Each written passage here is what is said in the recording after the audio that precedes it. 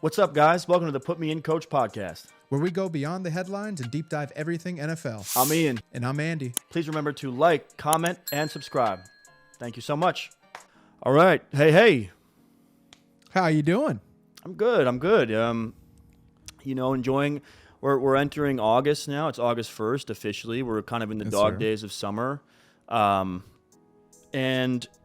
because of the sweltering heat, I think both you and I are experiencing in our respective towns, there's no better place to go than Florida. Florida, baby. To encapsulate Florida, that feeling. Baby. Heck yeah. If you've ever been to Florida in the summertime, you know that it's kind of a nightmare. It's miserable. Yeah, it's pretty brutal. It sucks. But it sucks. One thing that isn't brutal is this Tampa Bay Buccaneers team, man. So I love this team. I don't love this team maybe like currently as it sits, but I have such a place in my heart for just the franchise as a whole, just wanting so badly for Tom to get the last laugh against Bill and then just to come here and do it his first year. Like, I know you guys were just like, yes, we will sign up for Tom Brady at 45 years old any day. Like, bring him on over, baby. And it was just the perfect cocktail. It was like this very young O-line. It was like these great weapons that like quietly were never getting their respect. You know, you bring in like Gronk, you bring in Leonard Fournette. Like, it was just perfect. You know, Bruce Arians, another coach who kind of was just missing that ring to really solidify him as like one of those guys. Right. Yeah, and that was a fun year, man. You made the rest of the league look so foolish by not like selling the farm for Tom. Or I mean, you didn't have to. You didn't have to sell the farm. Yeah, but it was such a fun run, and it's interesting because, I guess we'll talk about it on the other side of this thing. Let's roll the clip. Sure.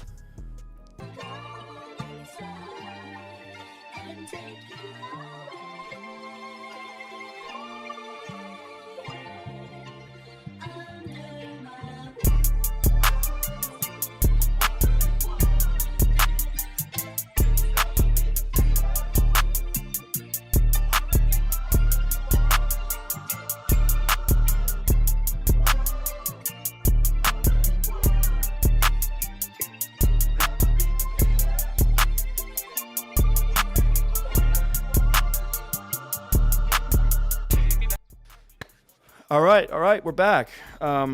Guys, if you're here, if you're watching, Bucs fans, please like, comment, subscribe to our stuff. You know, get active in the comments. Let us know once you make it through the stuff that you disagree with. I'm sure there's going to be plenty. And the stuff that you appreciate us talking about. You know, we really accept both of those realities. Look, we do kind of a breakdown of the 2023 season on the other side of the break every time we do these episodes.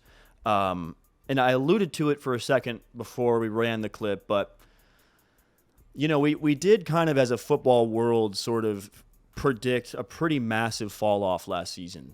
I remember at one point last August, you know, a year ago this time, the mainstream conversation around the Bucs was like, is it going to be Kyle Trask or Baker Mayfield under center come September, which like, ain't that crazy in hindsight looking back at it? Like that was that was the conversation that we were talking about. I mean, nobody was. Was that ever a real conversation? I don't think like, so. No, but it was. That was the whole. That was the whole thing. I remember the conversation. I just feel like was that coming from the Bucs or was that just the media as a whole not liking Baker?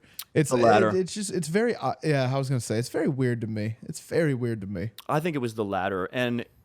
Yeah, you know, it's interesting, right? Like, you know, Andy kind of touched on it on his end, but you know, I my entire life I've been a huge Tom Brady. I'm a Tom Brady fanboy, so I bandwagoned this team. Shameless bandwagon plug here.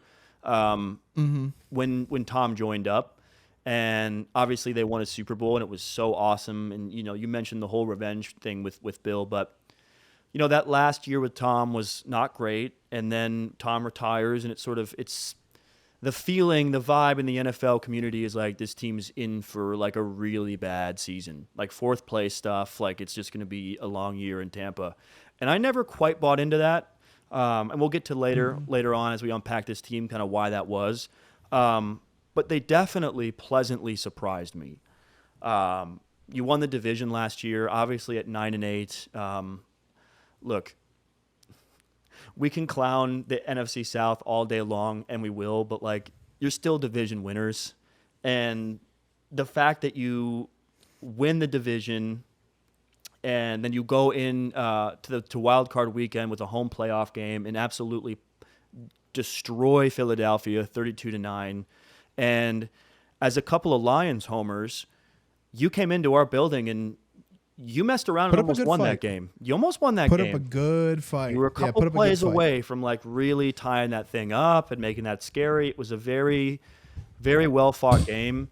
And, you know, I mean, I think that the thing about last year and, you know, we'll touch on it with this year is that it's really hard to know how to evaluate last season in totality, just because, again, like you start off 3-1, it's a good season, then you lose 6 out of 7 between week 6 and 12, and then you finish 5-1.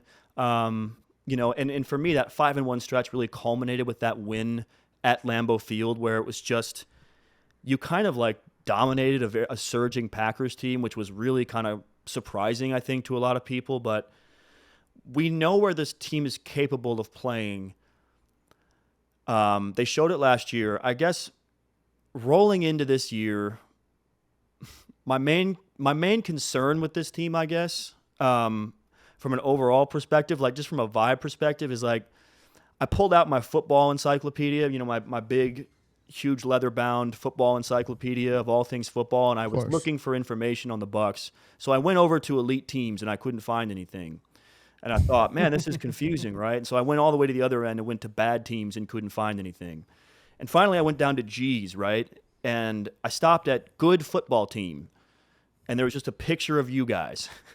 And I thought, yeah, that's about right. That's a good football team. I'm just not really sure it's a contending football team. And that's what we're going to kind of talk about of like, where are we on this? I want to start with a guy who's kind of a little bit beloved to us a little bit, right? Like we were both such fans of him in college, and we rooted for him during the Browns era. And, you know, in a way with the comeback and stuff like that, there's almost like Kenny Powers-ness to him as a player, like for legend-wise. Yeah, no, that's real. Yeah, man, but that's our boy Baker Mayfield. You know, I wanted to kind of softball it up for you because to me there's a lot to talk about with the roster, but this is the guy that I really want to start with because I mean, what a surprise last year, a pleasant surprise, you know. Didn't you feel vindicated? Didn't you just feel vindicated as a Baker fan? Like, there he is. Told you. There's the guy that I know has been in there this entire time. Yep. There's the guy who I watched in Cleveland go toe-to-toe with Mahomes for 3 quarters. And there's the guy that they kicked to the curb and told them, oh you're not good enough. Yep. As Dan Campbell said to Jared Goff, you're good enough. You're good enough for Tampa, Baker Mayfield. You know, like, it's just true. You're a baller, dude. He's the number 1 overall pick for a reason, right? We all watched him in college. He was dynamic. He was so fun to watch at Oklahoma. Like, it was must-watch football for me personally. And I'm not a huge college football fan, but man, I mean, he just had all the moxie, right? He's hitting the flag. He put the Oklahoma flag in the middle of the Ohio State field, you know, right in the middle of the O. Was just like, oh, you're my favorite player ever now. And then, you know, the back and forth stuff with Colin Cowherd being like, okay, yeah, I ran away from the cops. Like, what? Why are you on my ass? You know, like, and then I feel like we've watched him mature over the last couple of years, because there's been down moments, right? Like the Panthers project was a total disaster, and then he's let go from the Panthers, and everybody's just kind of writing him off as a bust. And I feel like in my gut, I just kept saying, this is not a bust player. Like, I'm sorry, I've watched him play at a high level, maybe not consistently, but I've watched him play at a high level at least a handful of times, right? And then, you know, you watch Sam Darnold like also kind of fail in that system, and then you watch Bryce Young fail in that system, and it's like, okay, well, at what point do we say that it's maybe not the quarterback and it's just the system that's failing these guys? Obviously, he goes over, spends a little time with Sean McVay in Los Angeles, wins a couple of games that I'm really annoyed with him about because we owned Los Angeles' pick that year as Detroit fans. So it's the difference between picking sixth and picking like second, but whatever. It is what it is. I like that Baker got a second chance. And then obviously last year you go over to the Buccaneers with Dave Canales and you have the best year of your career. I mean, it's not really even that close. You end up with 4,044 yards, 28 touchdowns, only 10 interceptions, passer rating of 94.6, and a completion percentage of 94.3. I mean, that's a really solid year by all metrics. As Ian just said, you won the division and you took advantage of a meddling, kind of aloof Eagles team that completely quit on their coach, and just dominated them, took advantage of a terrible secondary, had a great game, and then again came into Detroit and really kind of gave us fits for 4 quarters. It wasn't until that kind of final couple of minutes interception that he threw that was the nail in the coffin. And it hurts. It hurts as a Bucs fan watching that happen. But man, I mean, as a fan of the Lions, as somebody who watched that game, with intent, right? With I didn't just kind of casually watch it. It's like you're watching every single play. Baker played a hell of a game, and it sucks that he had to go out on a play like that because, I think we're talking about his legacy very differently if he does end up driving down the field and maybe winning that game, right? You probably still get smoked by the Niners, but who cares, right? You've kind of proved the doubters wrong, and again, going back to the Cleveland days, I mean, he went to Pittsburgh, and although Pittsburgh really pooped their pants that year, I mean, Baker played a hell of a game that game. And then he really, really showed up in Arrowhead against the Chiefs. And I say all this to say, I know that there's a really good quarterback in there. I guess the problem that I have when it comes to Baker, just to not glaze him too hard, is that I think he really thrives with a true offensive mind. The difference between guys like him and guys like Mahomes or Allen, the upper echelon guys, is I think that those guys, they end up kind of becoming the offense. They are the offensive system. I think Baker needs to be implemented in a really good offensive system that's run by somebody else, right? You see the difference between being in Carolina with Frank Reich and then going to Sean McVay, who is one of the top 3 offensive minds in this league. It was night and day, right? You make that great comeback against the Raiders. You pop off a couple of wins in a completely deflated season, but hey, you got yourself a new contract with a different team, right? And then you go to a guy like Dave Canales, who, as we've seen and as we've touched on in the show in the past, like, is probably one of the 3 to 5 most bright offensive minds coming up in this game. And obviously he took that head coaching job in Carolina, so he's not with you anymore. And that's kind of where my fear comes in, right? You saw the best version of Baker last year, and I think it was so much due to Dave Canales, who, year priors worked with Jared Goff, Geno Smith. And we saw Geno Smith's best year in ever, right? Like he's resurged. He resurged. That was Dave Canales, and I would argue that he did it again with Baker last year. So I say all that to say that you've brought in Liam Cohen, who, by all means, is kind of a lame duck. Spent some time in the NFL, went to Kentucky, took over, kind of made Will Levis what he was. So it's not that he's unproven. He leaves a lot to be desired. He's had one really successful stint, right? And that was that 1 year with Will Levis in the NCAA, not even in the NFL. He spent some time in Los Angeles with Sean McVay, so he's familiar with Baker. But those weren't like elite years that he was there, and he went to Kentucky, left Kentucky, went back to Kentucky. He's bounced around a lot, and I don't love when I see a coach bouncing around a lot when it's kind of lateral moves. It's not like he was going from, offensive line coach to then offensive coordinator at a D2 school, and then going to offensive coordinator at a D1 school, and then going to the NFL and becoming a wide receivers coach, and then going to be an OC, and then had some head coaching buzz, but never actually got it, and went to a different team and went to an OC job. So I that's what I like to see in these brilliant minds, right? Like as we just said, like Dave Canales. You've seen it with Ben Johnson working his way through just like the Lions, and I believe he was with the Dolphins before that. Bobby Slowick, another good example. Like these guys start moving up in the ladder, and I feel like Liam has kind of gone laterally.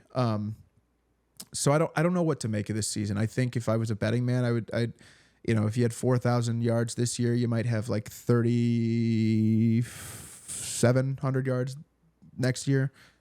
28 touchdowns, you might have 22. And, the 10 interceptions, you might still medal around there. I don't think there's going to be some crazy fall off.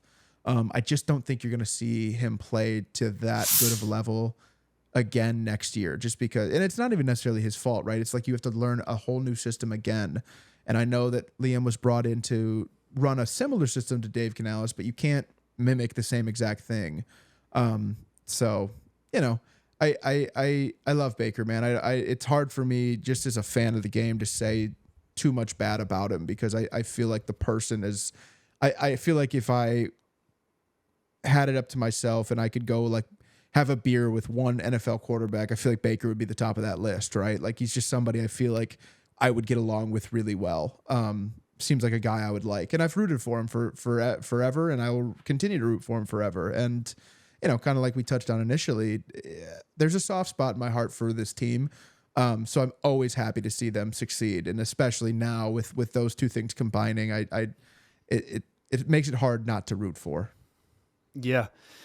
I mean, that's I think honestly, like I would love to add to it, but it's just a one big shout out Baker fest. That's all it is, man. Fully, it's all it has to be. He's boys. That's all it has to be. It's just truly. I think like if you're still on the like I don't like Baker thing, like I just look at you funny. That's kind of where it is. Like fully. Unless you're like a Saints fan and it's like a Bucs rivalry thing, it's like whatever. But like. Or like a Texas fan and it's an Oklahoma thing. That's different. But like if you're just a dude and you're like, screw Baker, it's like you're lame. And I think that kind of perfectly segues me into talking about this group of skill players, and we'll touch on the O-line a little bit, but mostly these receivers and kind of the other stuff going on offensively, because the good news for Baker is he's not going at this alone, right? Like this is not a, you are not alone in this situation here with these guys. Let's start with the classic. Let's start with the classic of all classics, Mike Evans. Classic car, baby. I got a question for. I'll even throw myself into this a little bit. Like I've been guilty of this too a touch. As a guy who's been beating the Mike Evans drum, I've still fallen into this. But I think everybody in the NFL, fandom, world, media, whatever. Can we stop fading Mike Evans now? Can we be done with that? Like, let's just stop doing it. It's been a decade. He's that guy. He's probably the best Tampa Bay Bucs player ever at this point. Like, really. And you guys can get at me in the comments and go, oh, it's Warren Sapp. I mean, there's other guys to talk about. But he's had 1,000 yards receiving every single year he's played in the league, which, by the way, has been a decade now. Like he played college ball with young Money Menzel. That's how long this has been that he's been doing this. And he's turning 31 soon. I'll be honest, I watched a lot of tape for this episode to kind of just solidify my take on what I wanted to say here, because a lot of the narrative has been somehow, some way, I'm seeing so much of this like, I don't know, he's 31. Like, I think this is the Mike Evans fall off year. I don't think so. I don't see...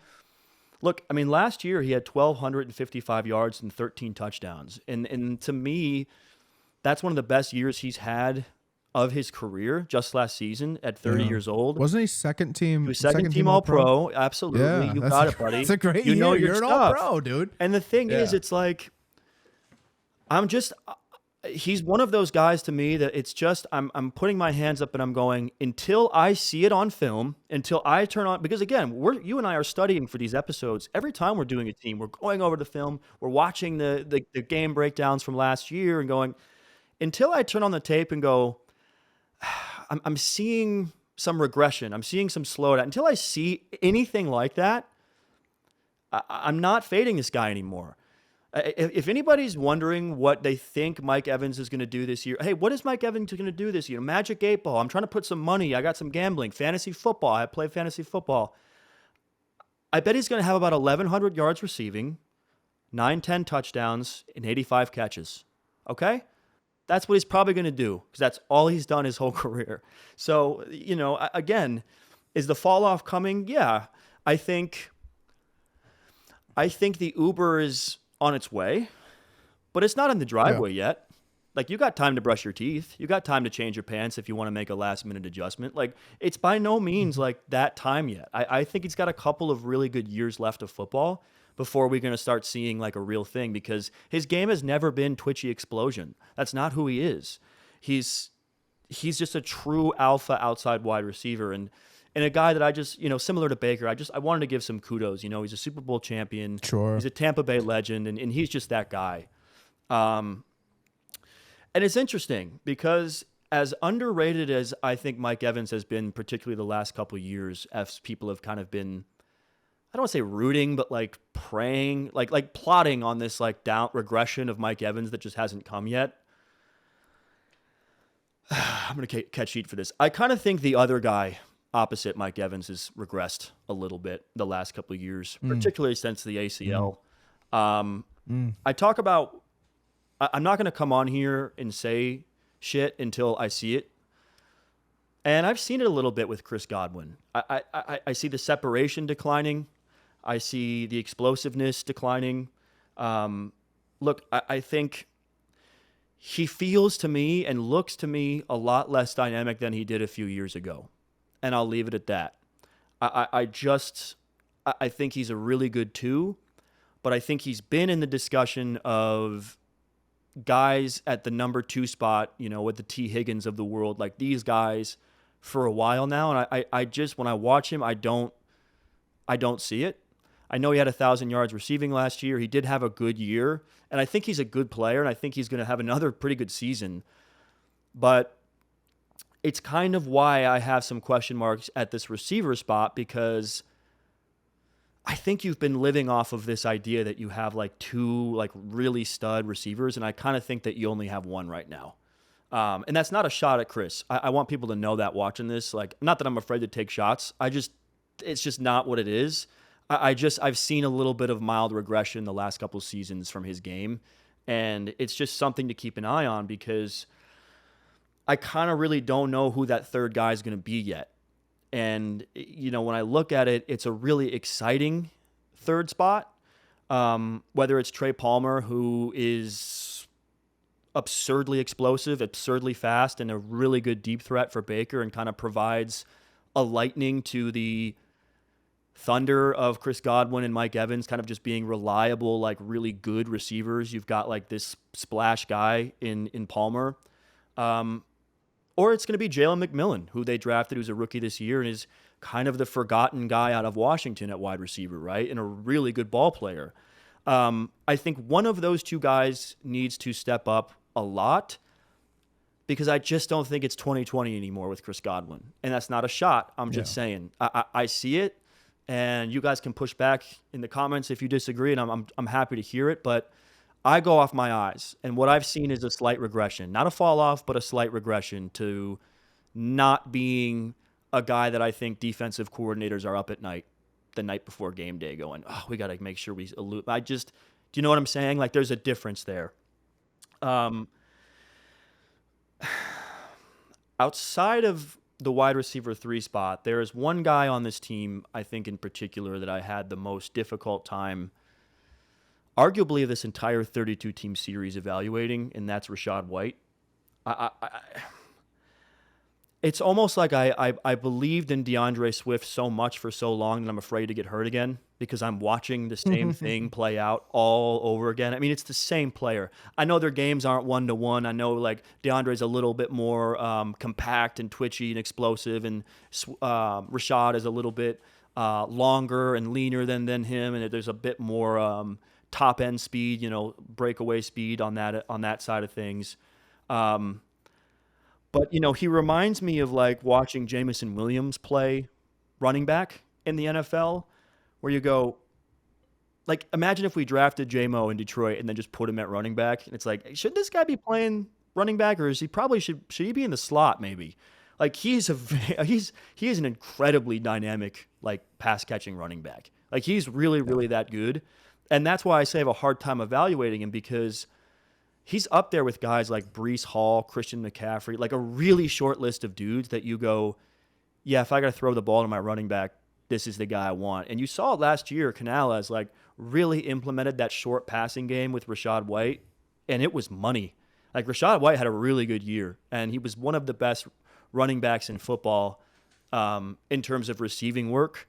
Runs good routes, great hands, and he looks like a wide receiver with a ball with the ball in his hands, right? But man, he really can't run the football like that. No. I'm gonna keep it really more than 92, bro.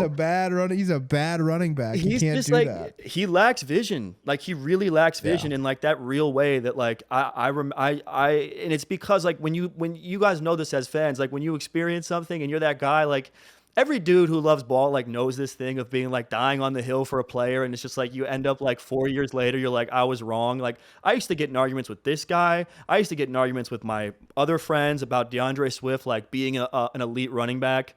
And I'm at the point now where I'm just ready to admit like I was kind of wrong. Like, he's good, he's exciting, but like I got it wrong.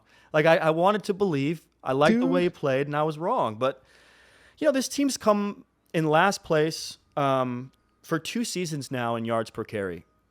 And that's a huge indictment on a guy who got a ton of volume last year, and a guy who has, we talked about it, a really good quarterback playing right now, good wide receivers, and light boxes, right? Like, no one was playing the run last year, and he still couldn't muster up over 3 yards per carry.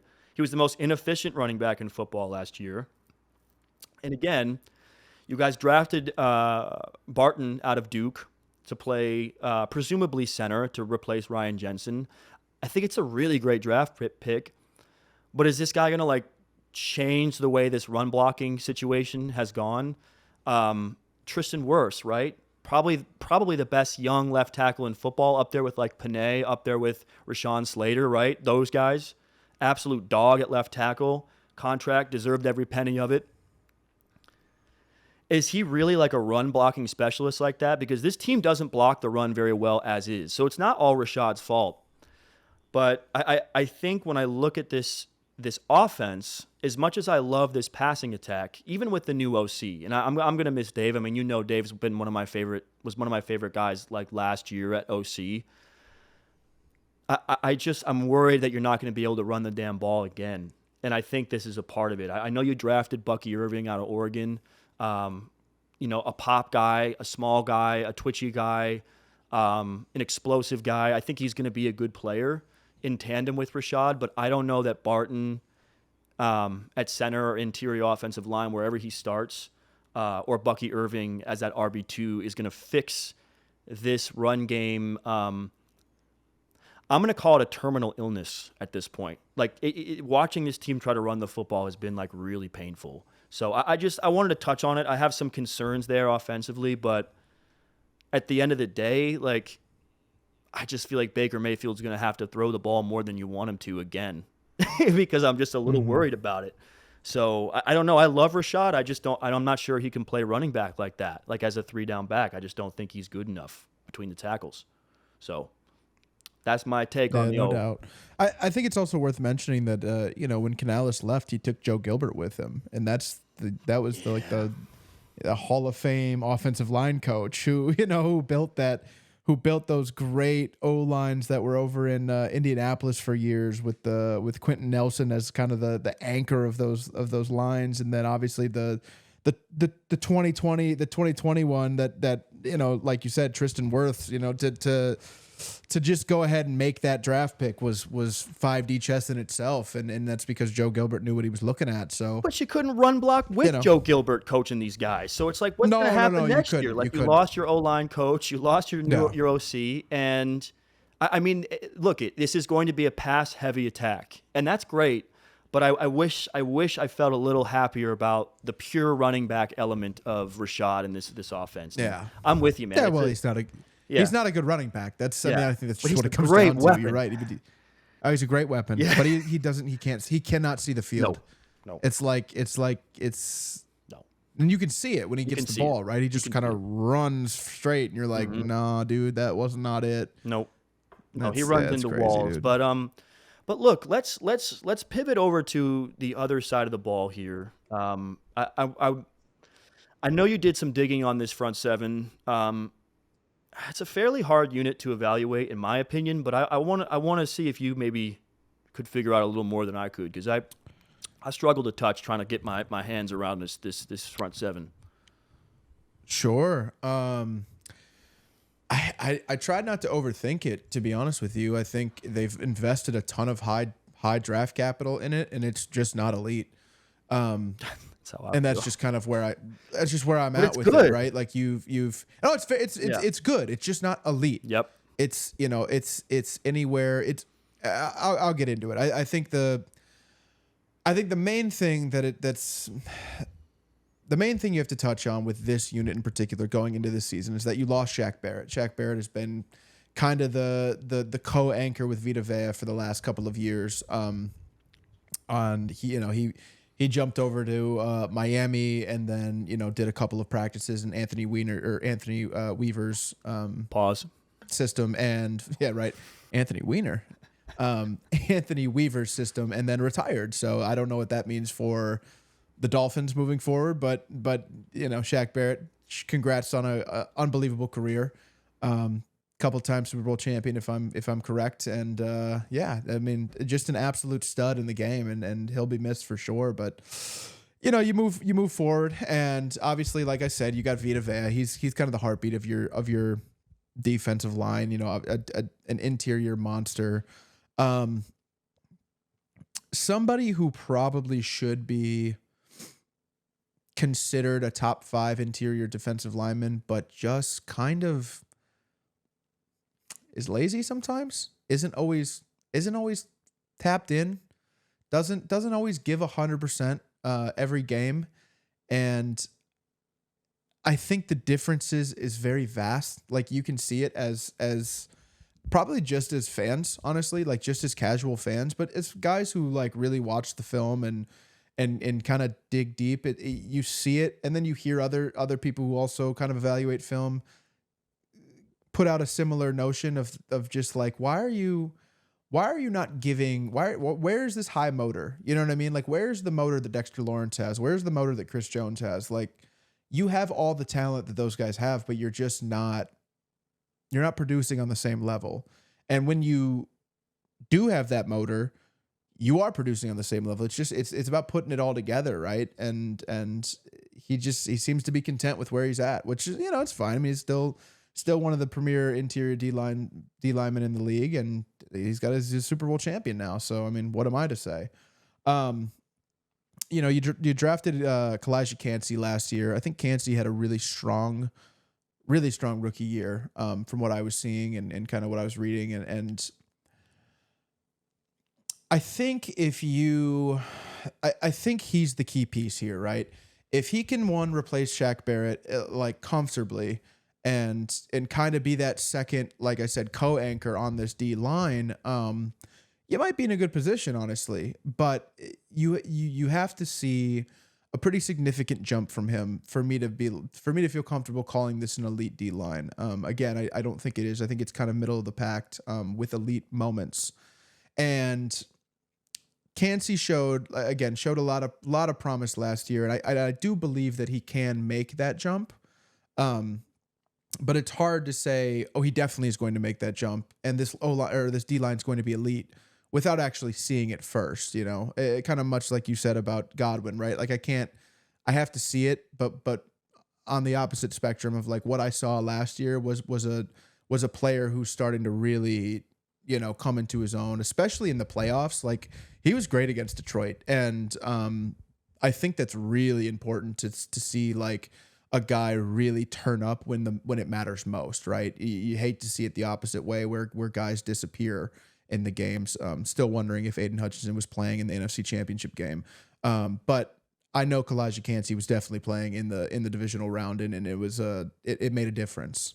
You have I'm not even going to try to say the second part of his name, but you have Joe Tyron. He was a first round pick in 2021, and you declined his 5th-year option. He had 30 pressures and 6 sacks last year, and he's just left a lot to be desired. I think as a rotational guy, he would be fine, but the problem is you need him to be like a number 1 edge, and he's just like not that objectively. When you draft a guy in the first round, you have expectations for him no matter what. And maybe he doesn't always live up to those expectations, but he's got to be better than this, right? You know what I mean? 30 pressures, like, what are we doing? At this point, he's barely like there. I can think of a couple teams where he just like wouldn't even start. And that's a problem, right? Like that's supposed to be your guy. He that's hasn't supposed to be lived up your at like all. He just franchise left, edge, and he just hasn't. And then you have Yaya Diaby, I think is how you say it. He was a 3rd round pick from last year. Really good run defender. Coming off the edge, it seemed like he struggles a bit. Like if there's any like good left tackle or right tackle, any good tackle that he's going to go up against at any point in the game, he might get kind of stuffed. He might get kind of worked. Again, on the run D, he can get in there and kind of, slickly get his way in there and tackle the running back, and he might beat a tackle or two on the edge with his quickness, but he's not going to bully anybody, I guess is what I'm trying to say. And with going back to Tyron and him kind of being a flop, and now this guy kind of being your only hope as a 3rd round pick, what are you really expecting? Well, I'm sorry to interrupt you too. Yeah, go ahead. I going over the film for this defense. Yaya like stood out to me as like probably their best player right now up front. Yeah, no, I think he's really good. I don't know if you saw this, but like as of today, we're recording this August 1st. He got carted off at practice today with an ankle injury. Oh shit! Yeah, did he really? And he did. I didn't even see that. Yeah, I didn't even see that. It's why I cut in. I don't like to interrupt because you were cooking. No, you're good. It is relative to bring up because I mean that was a guy that I had written down as like an X factor, and I'm just like I hope he's all right. That's all I'm going to say because I think they need him to like ball. They do. Next well, year. That was kind of the ending of my notes here was that I imagine that he's going to get a lot better from his rookie year and in himself, solidify himself as a very solid player, and that's really good for a 3rd round pick, right? Like as long as you can be a valuable piece as a 3rd round pick, that's a win. But to be a mid to high level starter is really impressive. You don't have that same pressure as a Joe Tyron as being a 1st round pick. Going over to the linebacking core, you got Levante David. I mean, he's him. You know what I mean? He's kind of he's just one of those guys. He's the true heartbeat of your defense. Super high IQ player. He's one of the most reliable linebackers in this league. He's kind of your version of Demario Davis. He's just, you don't really know when the fall off's coming. He's going to be 34. He's 34 now, so I think he'll be 35 this upcoming season. But he still just plays a really good game. Sideline to sideline, he's super quick still. He's got such a high IQ. He knows where to be. He's not like the biggest linebacker, but he uses his finesse to really get in there and cause a lot of havoc for running backs and quarterbacks and anybody in his way, So I mean, you can never be mad about that, right? You just can't. I mean, Levante David has been one of my favorite players, and he'll remain that, right? You just got to have such a high respect for him. It's such a hard position, and to command it the way he has over the last 10, 12 years, it's been really impressive to watch. And then your linebacker 2 is KJ Britt. Obviously, you lost Devin White last year because he decided to stop being good at football. So he got benched about halfway through the season, towards the end of the season. He did. He sucks. I don't know. What do you want me to say? He went to Philadelphia. He's going to go up there and he's going to suck in Philadelphia, and Philly fans are going to tell you that he's elite. We all know, sitting here watching as people who are going over the Bucs and Bucs fans, we know that Devin White sucks. So we're not gonna pretend anymore. So he started getting some PT towards the end of last year. My takeaway is that he is a Jag. He's a guy. You know what I mean? Like, he's just a guy. He's not anything special. He's a serviceable C+ player. He's not a guy who's going to really be elite in anything, but he's not trash at anything either. He's just a guy, Well said. So, it leaves a little bit to be desired, but, again, with Levante, hoping that he still plays at a decently high level, which I'm sure he will. You don't necessarily need him to be like some crazy. You just have to have him be serviceable, and that's what he is. So that's kind of where I'll leave it. I mean, I think the front seven, I think what we've seen in the past, particularly like 2020 with when David White was locked in and when Levante David was a little younger, and then when you had Shaq Barrett, man, this was like one of the most elite units in this entire league. And it's kind of just the remnants of that now. And I think I don't blame them for using high draft capital on all of these players, to be frank. I mean, Vita Vea was a first-round pick, and Joe Tyron was a first-round pick, and Kalijah Kancey was a first-round pick, and then you had the third-round pick in there too. So these are all high draft capital. Even the third-round pick was it's high draft capital, and it hasn't really worked out the way they wanted it to. So it stinks, but it is what it is. You keep trying. So that's kind of where I'm at with it. Yeah. Yeah, I mean, it's just that's exactly kind of the issue that I ran into a lot studying these guys. I'm like, I can't get on here and say that this is not a good front seven, because it definitely is, but it's just not. Yeah. It's not what when you that so ravened it on draft day, you wanted these guys to be all pros, and like none of them are, and it's a bummer. Yep. I mean, obviously Vita Vea is him, but the rest of it's like, yeah, Vita Vea is very good. But yeah, I mean, I want to touch on these guys, the guys backing up this front seven. And you know what? Let's start with the good. Let's start with the good here. Speaking of him, I think you might have the best safety in football. You definitely do. I'll cut it right there. You definitely do. It's not even a debate to close, me. Right? Antoine Whitfield's really that guy. He's really that guy. Looking for a face of the defense, I think you found it. And, I don't have to wax poetic about this guy for too long. You guys know who he is, okay? So is Amon-Ra. Pro Bowl voters, you guys are losers, and that's that. Antoine Winfield rocks. But one thing about Antoine Winfield that I like a lot is not about Antoine Winfield. It's about adding Jordan Whitehead from New York. We touched on this guy in Jets. I thought that was a little bit of a sneaky loss for this New York Jets secondary.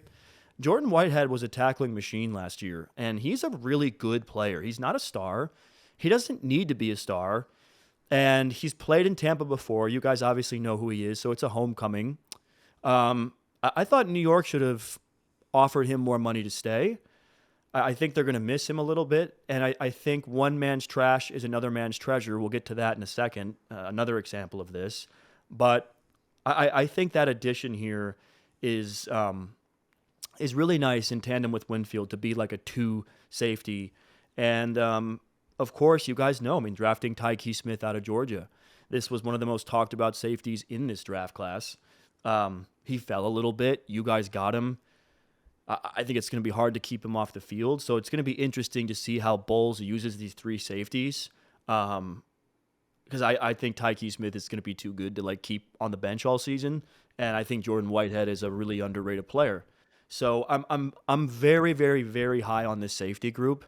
And I know nobody ever goes everyone's like, oh man, I love their quarterback. Everyone's like, I love their safeties, but I love their safeties. I'm just going to say that. No, they have the best safeties in the league. The best, that duo is the best in the league. It's fire. If hands or buts yeah, about it's fire. Yeah. It's just a nice crew. And like I said, the drafting of Tyke Smith, I don't think this is a depth piece. I think that's a guy that's should start on some teams as a rookie. He's a really, really good player. And obviously he was talked about a lot at that position ahead of the draft, but I think as much as I love these safeties, I'm a little concerned at corner. I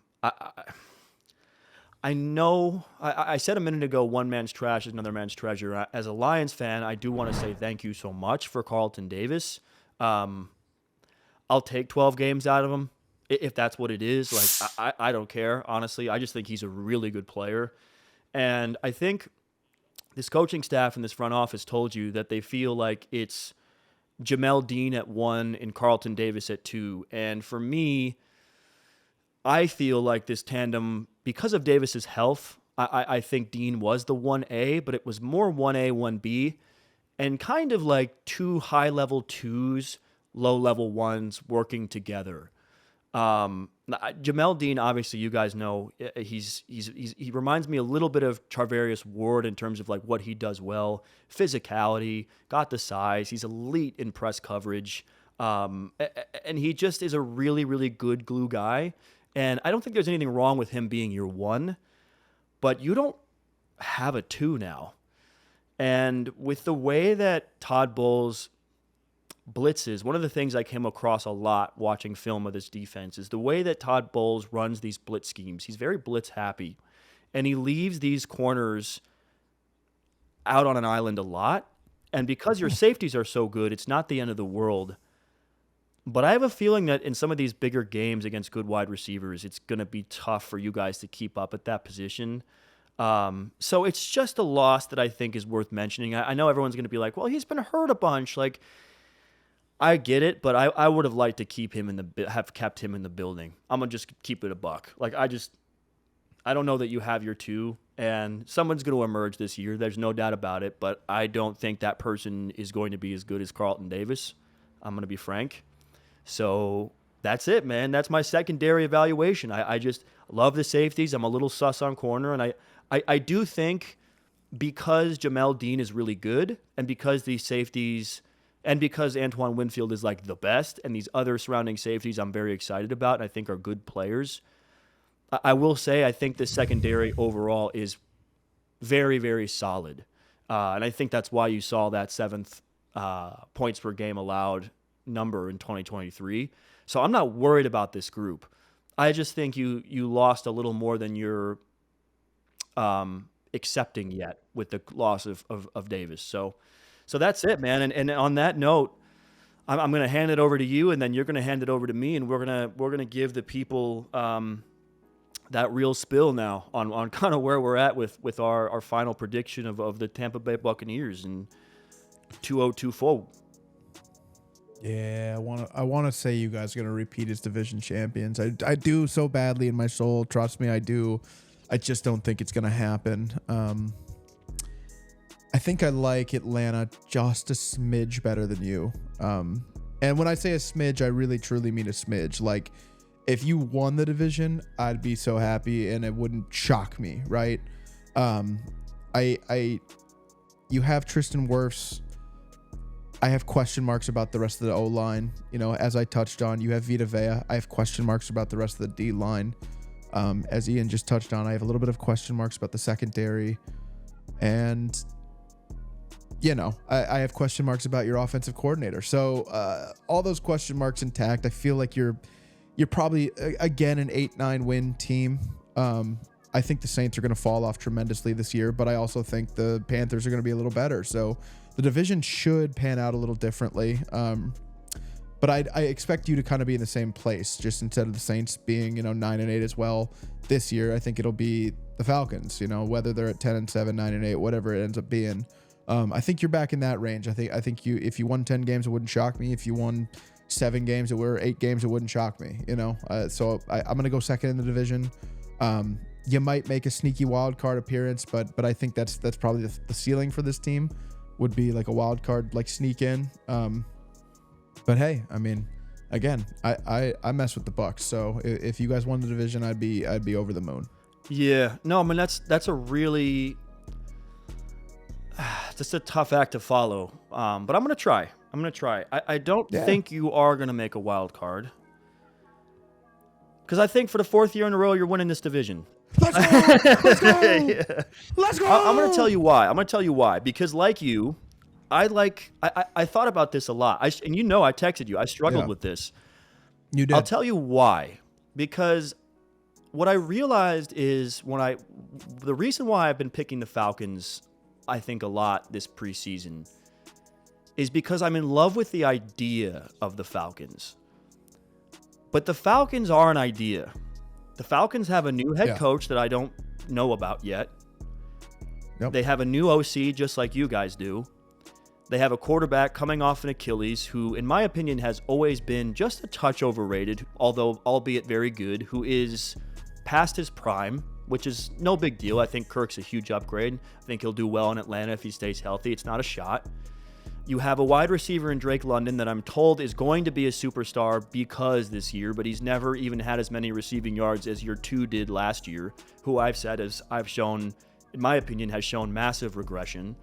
I think their secondary is good in Atlanta. I think A.J. Terrell is better than any corner you have, and I think, Jesse Bates is a damn good safety, top 5, top 3 probably.